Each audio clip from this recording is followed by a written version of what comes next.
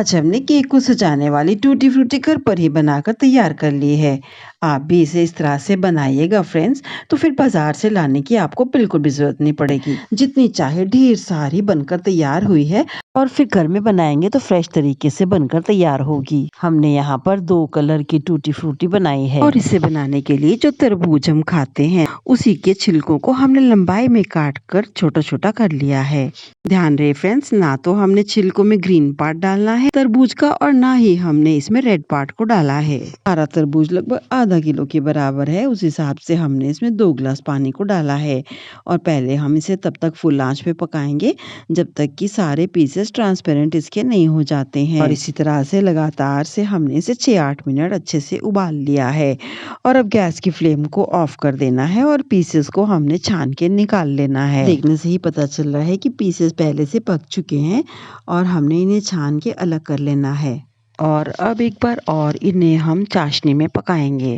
तो अब हमने लेना है सिर्फ आधा ग्लास पानी, इससे ज़्यादा हमें पानी नहीं चाहिए होगा। और अब सारे ही पीसेस को डालने के साथ ही हमने इसमें डाल देनी है चीनी। हमने इसे 250 ग्राम के कप से नापा है, तो लगभग 2 कप के बराबर पीसेस बनकर तैयार हुए हैं। तो उस हिसाब से हमने चीनी को लिया है। यहाँ पे हम 1 कप से थोड़ी कम यानी कि 3/4 कप चीनी को डाला है। और लगभग 6-8 मिनट के लिए अब इस चीनी को भी इन पीसेस के साथ पकने देते हैं ताकि पीसेस में अच्छी सी मिठास आ जाए। इसलिए हमने सारे चीनी और पानी को इन पीसेस के साथ अच्छे से चला देना है और आंच को हम यहाँ पर मीडियम कर लेते हैं। और इन्हें हम तब तक पकाएंगे जब तक कि इसका पानी थोड़ा सूख नहीं जाता है।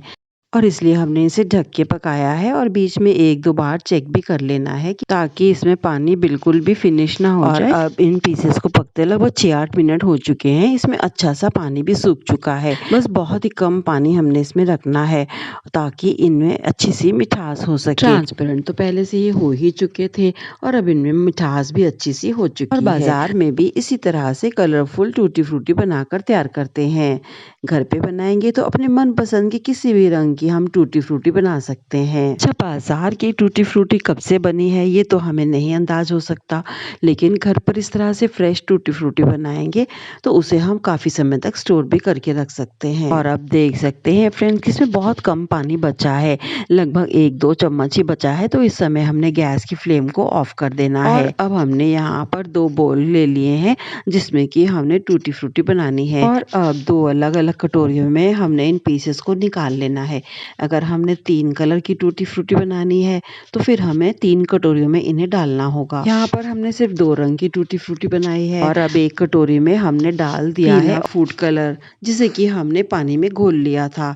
लगभग 2-4 चुटकी पीला कलर हमने चम्मच में लिया, फिर लगभग 1 चम्मच पानी के साथ इसे अच्छे से हमने मिला लिया है। अब इन कटोरे वाले सारे पीसेस पे हम डाल देंगे जिससे कि हमने पीले कलर की टूटी फ्रूटी बनानी है। ध्यान रहे फ्रेंड्स, जो हमने चाशनी को तैयार किया था उसी में से हमने 2 चम्मच पानी बचा लिया था और इसी में हमने कलर्स को घोल के इन पे डाल देना है ताकि सारे पीसेस में अच्छा सा पीला कलर हो जाए और ये पीले कलर की टूटी फ्रूटी बनकर तैयार हो। फिर हमने सूखने के लिए इसे 1 या 2 दिन के लिए रख देना है।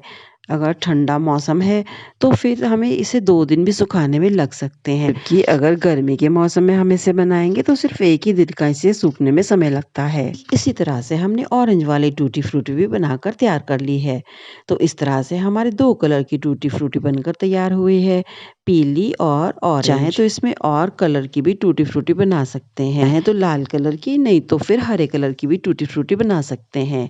तो इस तरह से हमारी टूटी फ्रूटी दोनों कलर की बनकर तैयार हो चुकी है और इनको हमने 2 दिन के लिए सुखा लिया था और अब इनमें बहुत ही अच्छा सा कलर आ चुका है।